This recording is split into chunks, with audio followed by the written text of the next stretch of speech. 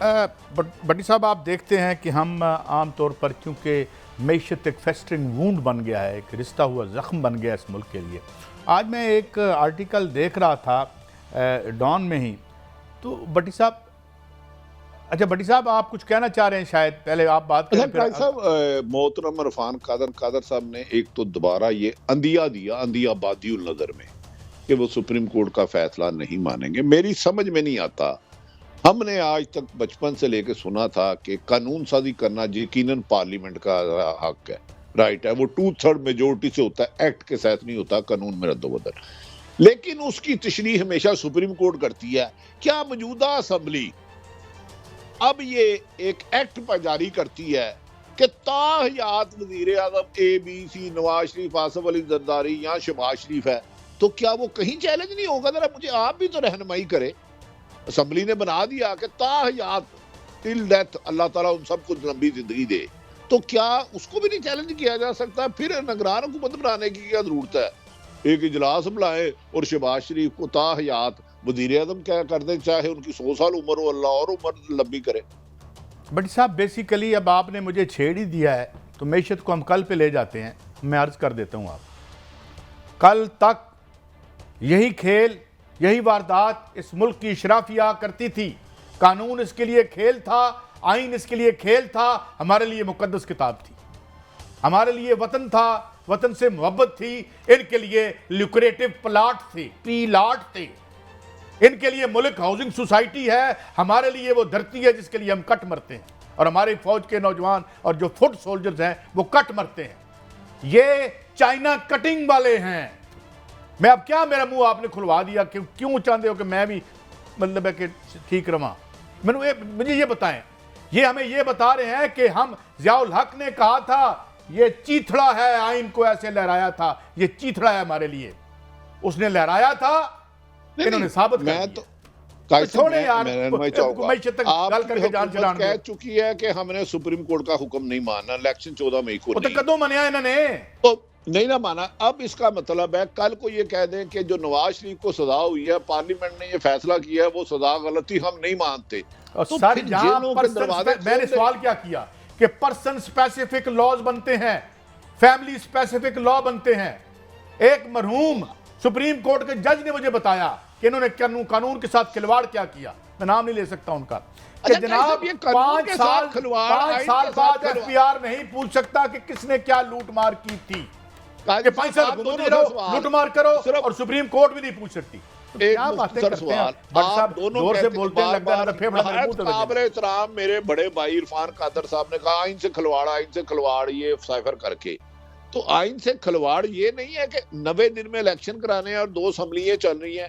आइन से खिलवाड़ ये नहीं है कि सुप्रीम कोर्ट का हुक्म मानो। मैं आपसे एक और सवाल करता हूं भट्टी साहब, ये नहीं है कि चीफ जस्टिस पे हमला किया जाए। आरिफ साहब, आप दुरुस्त कह रहे हैं। जो बात इरफान कादर साहब ने की है ना, पार्लियामेंट सुप्रीम अदारा है, नंबर 1, सुप्रीम कोर्ट का हुक्म मानना इंतहाई जरूरी है, वो भी ठीक है। जहां पर तनाजा आता है, अब आप आज की मिसाल ले लें, 50 करोड़ रुपया सालाना जो अफराद पैसे कमाते हैं उन पर हुकूमत ने सुपर टैक्स लगा दिया, IMF से डील कर ली। इंतहाई काबिल एहतराम इज्जत माब इस्लामाबाद हाई कोर्ट के जस्टिस सरदार एजाज इसाक खान ने महफूज फैसला सुना दिया है कि कोई पैसे नहीं तुसी ले सकते। 50 करोड़ सालाना जो पैसे कमा रहा है उसको पैसे देने नहीं चाहिए। यही तो प्रॉब्लम आ रही है कि सियासतदानों को गंदा किया जा रहा है, नहीं तरफ से किया जा रहा है। सर, गंदा नहीं किया जा रहा है, गंदा गंद से होता है। अगर गंदे काम ना करेंगे तो कोई भी गंदा नहीं हुआ। किसी के कहने से मैं और आप नहीं गंदे होंगे।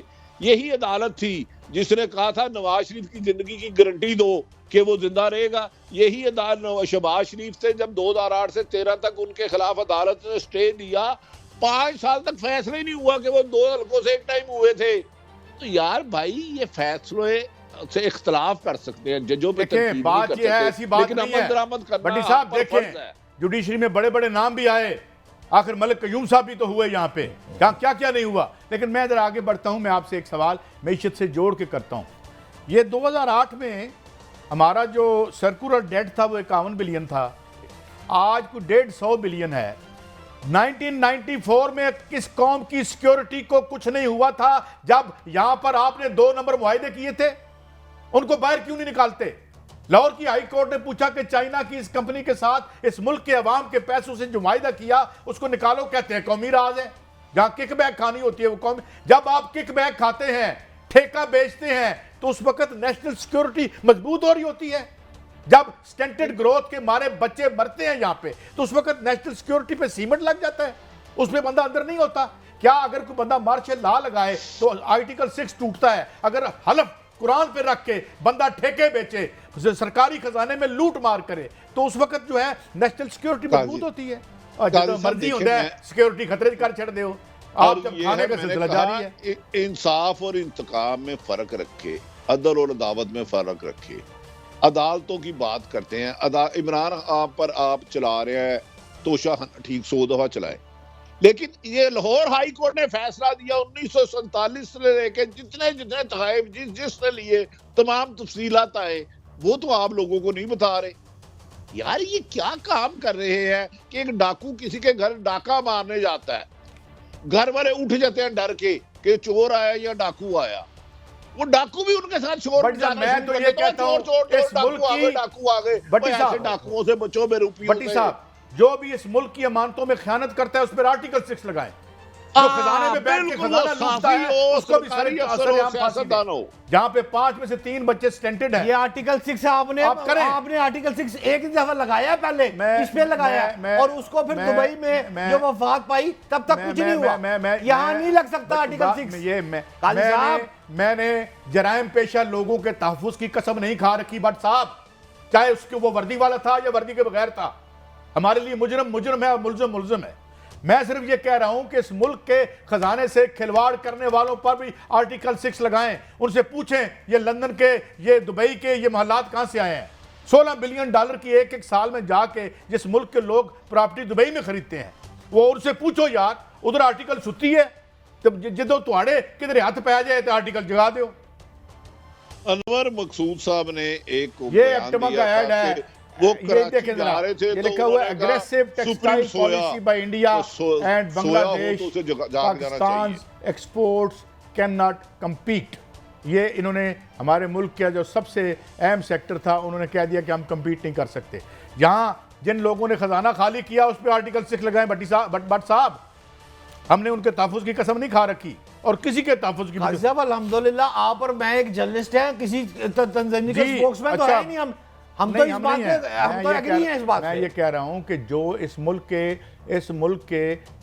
मुल्क के जो यानी लोगों के लिए, खानदानों के लिए कानून साजी होगी या खानदानों के लिए कानून साजी होती है? लेकिन ये आपके बस में नहीं है। मैंने तो सिर्फ इतना कहा है बस में है, बस में नहीं है ये। और मेरे बस में मुंह तो खोलना है या नहीं कि एक इंसान, इस मुल्क के 24 लाख करोड़ लोगों के मफाद में कानून बनाओ।